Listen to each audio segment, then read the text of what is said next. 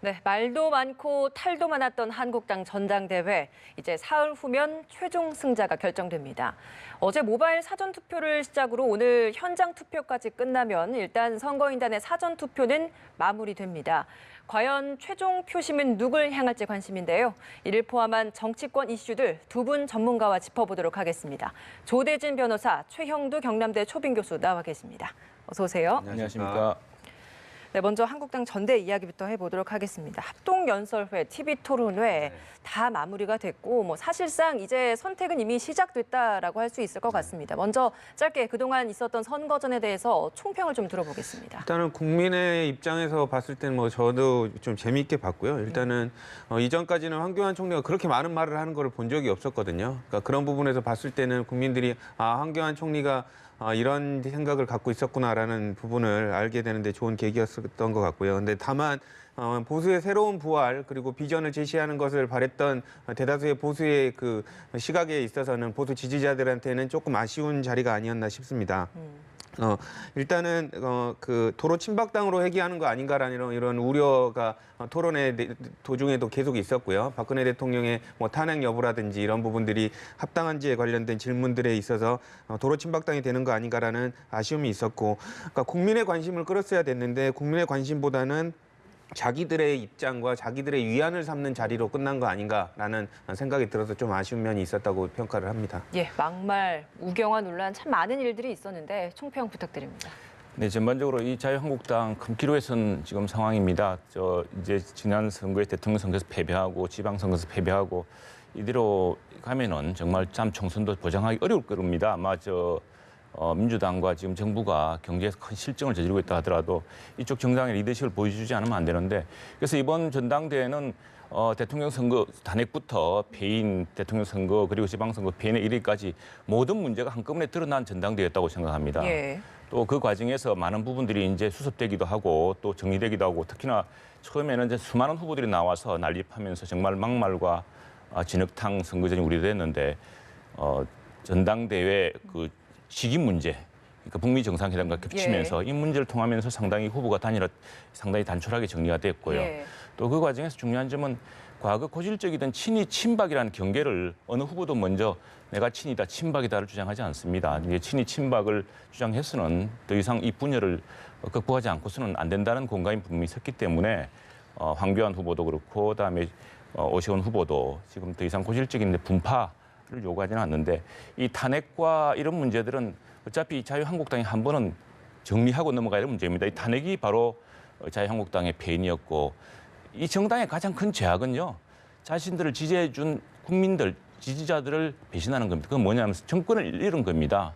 그런 의미에서 이 자유한국당 입장에서는 그 국민들에 대해서 그 자신들이 몰아준, 자신들이 지지해준 국민들을 배신하고 그 정권을 잃었던 그 죄에 대해서 이제 반성하고 새로운 그걸 해야 될 텐데 그 과정이 참 쉽지가 않습니다. 그래서 지금 탄핵 책임론이 다시 나오는 것이고, 그런데 분명한 것은 그런 분열을 다시 딛고 또 그동안의 혼란을 딛고 정책 주도 능력, 그 분열을 딛고서 통합을 이뤄내고 또 혼란에서 새로운 정책 주도 능력을 이끌어내고 또 산핵이란 자체가 사실은 당시 집권 여당과 정부의 실패입니다. 실패고 그건 정치의 잘못이고, 그런 부분을 새로 극복함으로써 새로운 정치의 가능성을 보여줘야 되는데 그 점에서 일부 컨벤션 효과가 있었다고 생각을 합니다. 그리고 지금 상당히 자유한국당 지지율이 잠깐 등락을 했습니다만 일부 또 오르고 있는 것도 사실이고 해서 이번 전당대회를 마치고서 더 큰 문제는 전당대회를 마치고서 새로운 당대표가 새로운 기대를 얼마나 더 충족시킬 것이냐. 그래서 통합과 새로운 국정 주도 능력을 얼마나 보일 것인가, 이게 큰 과제라고 하겠습니다. 예, 전대후가 중요할 것이다라고까지 이제 내다봐 주셨는데, 일단은 가장 최근에 있었던 한국당 지지자들을 대상으로 한 여론조사 결과를 좀 보면 전대 결과에 대해서 좀 예측이 있었습니다. 보면 황교안 전 국무총리가 60.7%, 김진태 후보가 17.3%, 그리고 오세훈 후보가 15.4%입니다. 정말 월등하게 1위로 앞설 것이다라는 결과들이 나오고 있는데, 보시기에 이 흐름이 실제 전대 결과로까지 이어질 거라고 보십니까?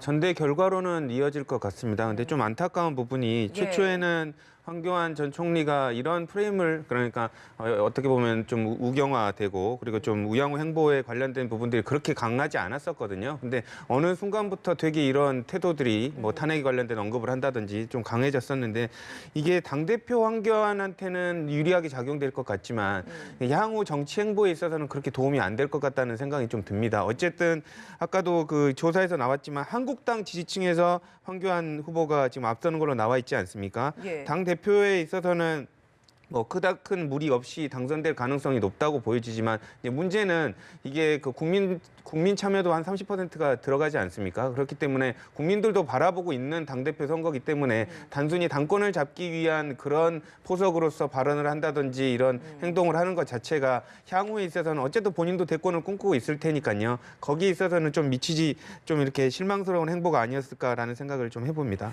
앞서서 이제 국민 여론조사 그 부분을 좀 언급을 해주셔서 실제 이제 전대까지 가면 70%가 선거인단 투표율이고 나머지 30%가 국민 여론조사 결과 아니겠습니까? 그럼 이 30%가 실제 결과에 어느 정도 좀 영향을 줄 거라고 보십니까? 그러니까 만약에 이제 국민들도 커다란 관심을 갖고 흥행이 정말 잘 됐으면 그 30%가 엄청난 위력을 발휘하겠죠. 근데 실질적으로 아까 말씀드렸던 대로 황교안 그 전 총리가 어떻게 보면 자기네 색깔을 다시 친박이라는 거를 강조하는 그런 쪽으로 좀 돌아갔기 때문에 대다수의 보수의 그 부활을 바라는 분들이 좀 실망을 많이 했어요. 그렇기 때문에 이렇게 적극적으로 흥행이 성공한 전당대회가 되기는 힘들 것으로 보이고요. 그러면 결국에는 열성적으로 참여하는 당원이 70%나 참여하는 그 당원의 흐름에 따라서 결정이 될 가능성이 높다. 이렇게 분석이 됩니다.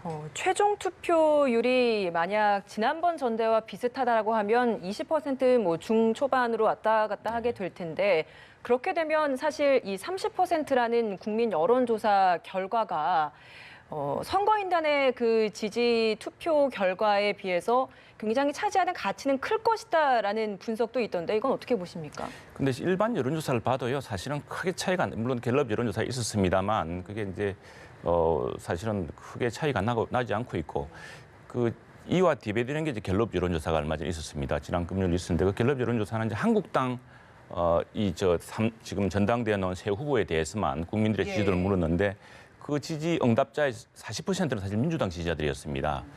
만일 그게 이제 민주당 후보, 여야 후보 간의 대립을 묻는 걸 했으면 아마 순위가 1위 황교안, 2위 나오고 쭉 2위는 뭐 이낙연 총리 나오고 그랬을 텐데 그래서 사실은 뭐 이 여론조사 척도로 가지고 좀 등락이 막 거듭되기 때문에 사실은 어느 정확하게 판가름하기 어려운데 중요한 것은 뭐 황교안 총리 대세론 뭐라 그럽니까? 어대황이라 그럽니까? 어대황. 어차피 대표는 황교안. 예. 근데 또 하나는 이제 사실은 그 오세훈 후보의 경우에는 외연을 상당히 넓혔다라는 이런 측면이 있겠고요. 갤럽 조사에서 보면은 또 그런 측면이 있기 때문에 그래서 어느 경우든 저는 뭐 상당히 컨벤션 효과가 있었다 생각을 하고 또 사실은 좀 여기 이제 태블릿 PC 문제니 탄핵 문제니 나왔습니다만 황교안 총리는 지금 양쪽으로부터 협공받는 상황이었습니다. 한쪽에서는 김진태 후보가 공격을 하고 한쪽에서는 오세훈 후보가 공격하는데 그건 다른 한편으로 보자면은 지금 여권에서 이제 더 쉬우게 하는 프레임을 잡고 있는 어차피 뭐다고 하는 이런 건 틀렸다는 걸 보여주는 겁니다. 왜냐하면은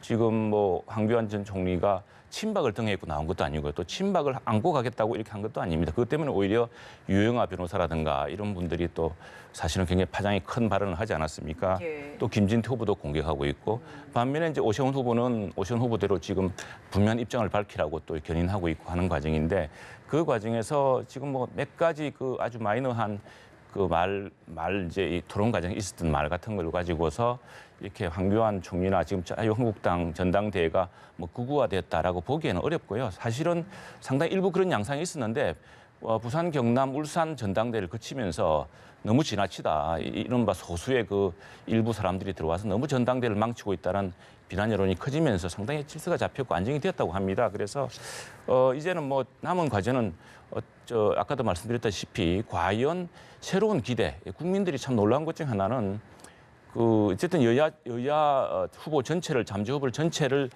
내놓고서 여론조사를 하면은 황교안 후보나 자유한국당 후보가 1, 2위에 들어간다는 겁니다. 지금 여러 가지 정당 지지율도 낮고 그런 상황에도 불구하고. 그건 뭐냐면 국민들이 여전히 새로운 기대를 갖고 있다는 것인데 과연 새로운 그런 기대를 맞춰줄 수 있는 이제 그 새로운 지도부, 새로운 어떤 그 리더십 이런 것들을 보여주는데 역시 이제 미래에 남아 있다고 봐야겠죠. 그래서 지금 뭐 여러 가지 흠결이 없지는 않았습니다만 나름대로 정리되어 오는 과정이었고 또 불가피한 진통이었던 것 같고요. 그래서 이제 오늘 마지막으로 이제 그 시군구 투표소에서 당원들 투표가 있습니다. 내일 모레는 이제 여론조사가 있고요. 또 27일 날은 대의원 8,000명이 참석하는 이제 직접 현장 투표가 있는데 그 과정을 거치면서 마지막 새 후보가 나름의 그 존재 가치를 발휘하는 그런 전당대가 되었으면 좋겠습니다. 앞서서 이제 황교안 전 총리가 친박의 지지를 등에 업고 있는 건 아니다라고 이야기를 해주셨는데 보통 우리가 통상 생각을 하기를 이제 황교안 전 총리 같은 경우에는 친박의 대표적인 주자다라고 이야기들을 많이 했는데 그러면 여기에 동의하지 않으시는 겁니까? 그렇죠. 왜냐하면 지금 황교안 대표 캠프에 보면은 캠프에 우선에 친박 사람들이 많지 않습니다. 그리고 그걸 거리를 두려고 했던 것 같고요. 그래서 일부 친박 의원들이 상당히 황교안 총리에 대해서 비난했던 그런 여론도 있었고 또 하나 대표적으로 유영하 변호사의 등장입니다. 그래서 유영하 변호사의 등장은 한편으로는 황교안 총리에게 더 씌워졌던 여러 가지 그 프레임 같은 것을 벗겨주는 또 다른 이제 사이드 이펙트도 있었다고 생각을 합니다. 그래서 이 황 총리로서는 그 탄핵 당시에 권한 대행을 뭐 본인이 하려고 했던 것도 아니고 어쩔 수 없이 하게 됐던 것인데 그 권한 대행을 했던 그 당시에 어떤 능력, 지금 국민들이 바라는 것은 막말이 아니라 좀 점잖은 말을 하는 사람, 그리고 워낙 정책의 실패를 많이 봐가지고 좀 정책을 잘할 수 있는 사람, 이런 것들을 원하는 것 같습니다. 그런 속에서 이제 황교안 후보 개인의 지지율이 당에 지금 견인을 하고 있는 것 같은 느낌이 있어서 이분이 뭐 특별히 친박의 조직으로 지금 하고 있는 것도 아니고 또 한편으로 보면은 한편은 진짜 태극기 부대의 공격을 받고 있고 한편은 또 유영하 변호사의 공격을 받는 그런 과정을 보면은 포지셔닝을 그렇게 보기는 어려울 것 같습니다. 이번에 나왔던 지지율 조사 중에서 눈에 띄었던 부분이 김진태 후보가 오세훈 후보보다 더 앞섰던 부분이었던 것 같아요. 이거 어떤 의미라고 볼 수 있습니까? 아까도 제가 말씀드렸는데 그 당의 이번 그 전당대회 더 중요한 점은 국민으로부터 신뢰를 다시 회복하고 지지를 받는 부분이었거든요. 원래 자유한국당을 지지하던 사람들은 원래 지지하고 있습니다. 근데 그 중도 외연을 확장하는 그런 또 과제가 있었는데 초반에는 오세훈 후보가 어느 정도 그런 목적을 좀 달성하는 듯한 모습을 보였었거든요. 근데 어느 순간부터 황교안 후보가 뭐 1위로 이렇게 조금 자리매김하고 그리고 김진태 후보가 오세훈 후보를 또 앞서는 이런 모습이 나타났다는 것을 봤을 때 이러한 그 보수들이 바라는 외연 확장에 관련된 부분은 실패한 거 아닌가라는 생각이 좀 듭니다.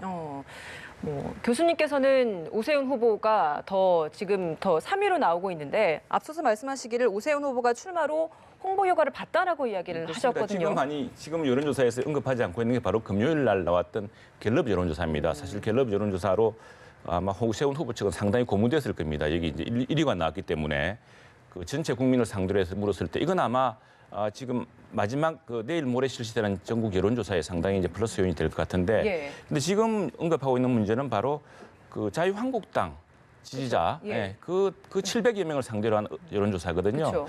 그렇기 때문에 사실은 이 전당대회가 저는 한편으로 보자면은 이른바 정통보수, 새로운 어떤 보수를 일으킬 정통보수와 또 혁신보수와의 양대 구도로 가고 있다는 게 가장 바람직한 구도일 것이라고 저는 봤는데 어쨌거나 결과적으로는 그렇게 가고 있다고 보고 있습니다. 한편에서는 황교안이라는 이런 이제 뚜렷한 구심이 생겼고 또 다른 한편으로서는 전체적인 국민적 인지도가 높은 오세훈이라는 또 다른 이제 잠재적인 이제 지도자가 생겼기 때문에 이 지금 오늘 여기서 지금 언급되지 않은 갤럽 여론조사를 감안한다면은 상당히 그 외연 효과가 커졌다고 볼 수 있겠습니다.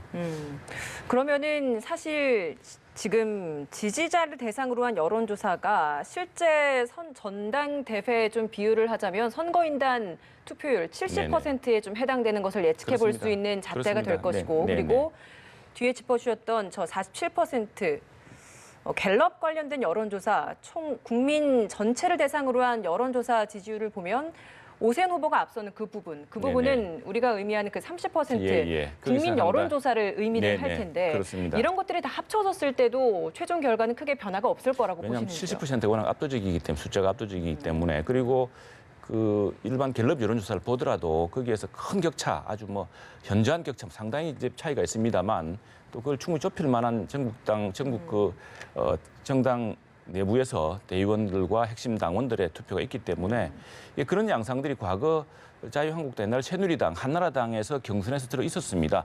그러니까 당원 투표에서는 누가 앞서고 일반 전국 여론조사에서는 상당히 다른 후보가 앞서는 뭐 그런 과정도 있었기 때문에 네, 과연 어떤 결과가 나올지 좀 더 지켜보도록 하겠습니다. 이번엔 주제를 좀 바꿔보도록 하겠습니다. 환경부가 4대강 보호 해체 또는 개방 관련된 방안을 내놨는데 일단 범진보 진영에서는 환영하는 입장이고 한국당에서는 강하게 반발을 하고 있습니다. 일단 환경부의 결과 어떤 입장이신지 궁금합니다. 그 환경부에 따르면 이제 세종보나 공주보 그 축산보를 유지할 경우에는 1,688억 원의 그 비용이 들기 때문에 이거는 해체하는 게 세금 낭비가 된다, 해체하는 게 낫다라고 판단을 했고요. 또 환경 이익에도 더 유익하다라는 판단을 했습니다. 예전에도 비슷한 연구 결과하고 의견들이 많았기 때문에 실제로 실행에 이번에 옮겼다는 데에서 의미를 둘 수 있고요.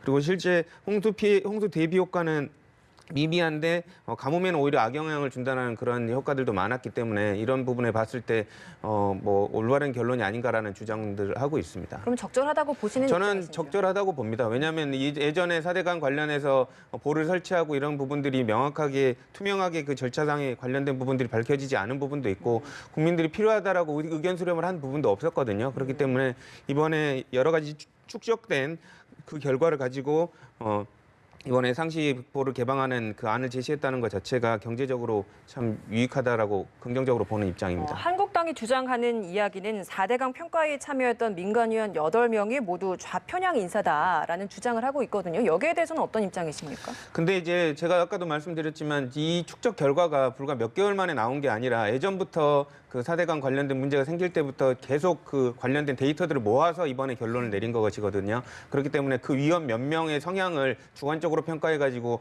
그게 부당하다라고 평가하기는 좀 어려울 것 같고요. 그 데이터에 근거한 결과라고 판단하는 게 맞을 것 같습니다. 합당하다라고 이야기를 하셨고 그런데 이건 뭐 자유한국당 이야기를 할 필요도 없어요. 지금 현장에 가보면 난립니다. 지금 당장 공주보에 있던 이분들 지금 이번에 금강하고 영산강을 했거든요. 아직 하지도 않은 낙동강에서도 벌써 경남에서 난리 났습니다. 이거 한다 그러니까 왜 이미 보개발을 해가지고 수위가 떨어져서 인근 농사진데 큰 지장이 지금 생기고 있습니다. 그 대표적인 양상이 지금 공주보 같은 경우인데 공주보는요. 이게 상당히 정부가 탁상공론이고 뭔가 결론을 정해놓고 서두른다는 인상이 있던 것이 정부 여론조사에서도 공주보를 유지해야 된다는 주민 여론이 훨씬 높았습니다. 그런데 이걸 철거하겠다 그랬거든요. 그랬더니 지금 이 인근에 10개 시민단체, 농민단체에서 일제히 반대를 하고 나서 반대 시위를 하고 있습니다. 심지어 이춘희 세종시장도 선대책 후 철거를 해야 된다고 이야기를 했습니다. 뭐냐면은 당장 이렇게 되면은 신도심의 그 호수공원에요. 물이 마르게 됩니다. 또 하나 그 이쪽 방축이라고 하나요? 이쪽 물 공급 대책도 없어지게 되고 또 지하수가 떨어지게 되고 이런 것들이 현장에서 심각하게 생각하고 있습니다. 뿐 아니라 부여군도 그렇고요. 그래서 현장 그리고 영산강 쪽에서도 그동안 영산강에 이게 물이 이제 좀 있으면서 황포도대 관광도 있었고 나름대로 그게 있었는데 지금 이 기준이라고 하는 것이 환경 영향 평가 뭐 이런 것들하고 해봐야 되는데 편익이라는 것이 그럼 어떤 것을 하면은 이런 비용이 생기고 이걸 함으로써 어떤 이득이 생긴다고 하는데 그 이득이라는 게 수질 개선 효과 뭐 이런 겁니다. 이런 건데 그 실제로 정확하게 수질 개선이나 생태 개선을 측정할 수 있느냐는 문제도 있고 또 수질 개선에 사용됐던 척도 중에 보면 우리가 잘 아는 BOD라는 게 있습니다. 그 생화학적 그 산소 요구량 같은 거예요. 그다음에 부유물질 SS라든가 총인이라고 하는 TP 이런 것도 제외되어 있습니다. 그래서 과연 과학적 근거가 있느냐 또는 또 정말 지역 주민들이 이 4대강을 겪어왔지 않습니까? 지난 한 7, 8년 동안. 그래서 그것이 뭐 이 농사에 좋은지 나쁜지 환경에 좋은지 나쁜지를 가장 잘 아는 사람들이 그 주민들입니다. 근데 그 주민들의 의사에 반하는 지금 행정을 하고 있거든요. 그렇기 때문에 뭐 자유한국당을 거론할 것 없이 이제 실제적으로 실사구시의 어떤 정책을 이 정부가 좀 살펴봐야 될 것 같습니다. 알겠습니다. 이번엔 다른 이야기도 좀 해보도록 하겠습니다. 최근에 친문 세력들이 굉장히 당 또는 청와대로 많이 복귀를 하고 있는 것 같습니다. 먼저 문 대통령 복심인 양정철 전 비서관, 당내 싱크탱크의 연구원장직을 제안을 받았다고 하는데 고심하고 있다고 합니다. 일단 돌아올 가능성이 있다고 보십니까? 저도 이 보도를 보고 연락을 한번 드려봤는데요. 예. 이제 답변을 그러니까 뭐라고 대놓고 여쭤보지는 못했고 예. 이제 뭐 다른 얘기 많이 나눴는데 그야말로 고심 중인 것 같은 느낌이 들더라고요. 그리고 이제 또 내주에 귀국한다는 그 사실은 맞는 것 같으시고요. 근데 그게 민주연구원장으로 복귀하시기 위해서 오신 건지는 제가 직접 여쭈지는 못했습니다. 근데 제 생각으로는 오시지는 않을 것 같습니다. 느낌이 그래요? 오시지는 않을 것 같고. 예.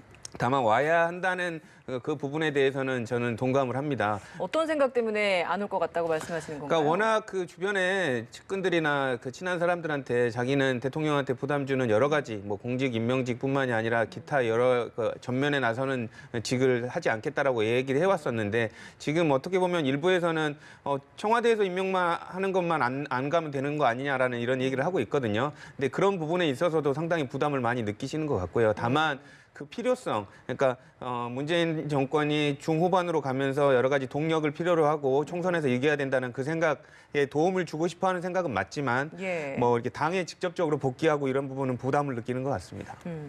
복귀하실 거라고 보십니까?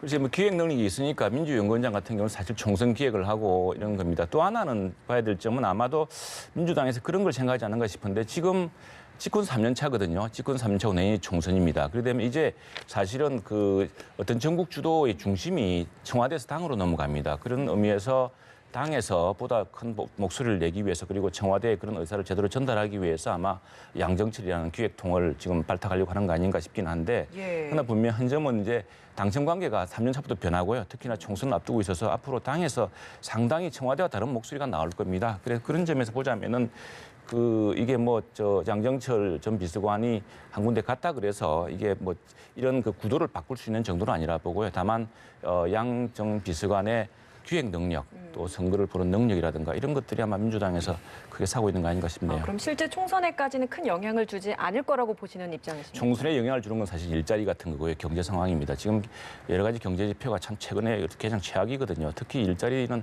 굉장히 악화되고 있고 그래서 대통령조차도 크게 걱정하고 있고 경제 수석도 걱정하고 있는 그런 문제들 아니겠습니까? 그러니까 정확히 보자면 지지율이나 이게 경제가 좋아지면은 사실은 트럼프도 그렇지 않습니까? 온갖 막말을 해도 경제가 좋아지니까 사실은 그나마 지지를 받고 있는 거거든요. 그래서 경제가 중요한 것이지 지금 청와대 인물 몇몇이 다시 당 주변에 온다고 해서 구도를 크게 바꿀 것 같지는 않습니다. 청와대 정책이 중요하다라고 이야기를 해주셨습니다. 어떤 입장이십니까? 저는 뭐 물론 이제 경제가 잘 되면 당연히 누가 오느냐에 상관이 없이 잘 되겠죠. 근데 지금은 아까도 말씀드렸다시피 양정철 비서관이 가지고 있는 그 위치가 있거든요. 위치가 있고 또 그 소위 말하는 뭔가를 이제 당청 관계를 이렇게 아우를 수 있는 그런 힘이 있는 사람이 좀 와야 된다는 생각인데 그것 때문에 저는 꼭 오셨으면 좋겠다라는 말씀을 드리고요. 근데 다만 아까 말씀드렸던 대로 양정철 비서관이 스스로 뭐 죄인도 아닌데 죄인인 것처럼 지금 돼버리는 상황이 돼 있어서 예. 오면 대통령한테 부담이 될까 이렇게 또 걱정을 하는 부분도 있는 것 같거든요. 예. 그러니까 그런 부분을 극복해내고 정말로 대통령의 국정 운영을 돕는 방향으로 복귀한다면 상당히 긍정적인 효과를 충분히 낼 수 있을 거라고 봅니다. 양 전 비서관 말고도 사실 노영민 비서실장도 이미 대통령 곁으로 가서 돕고 있고 그리고 임종석 비서실장 같은 경우에도 최근 복당 신청을 하지 않았습니까? 네. 이런 친문 세력들의 움직임이 의미하는 바가 있겠습니까?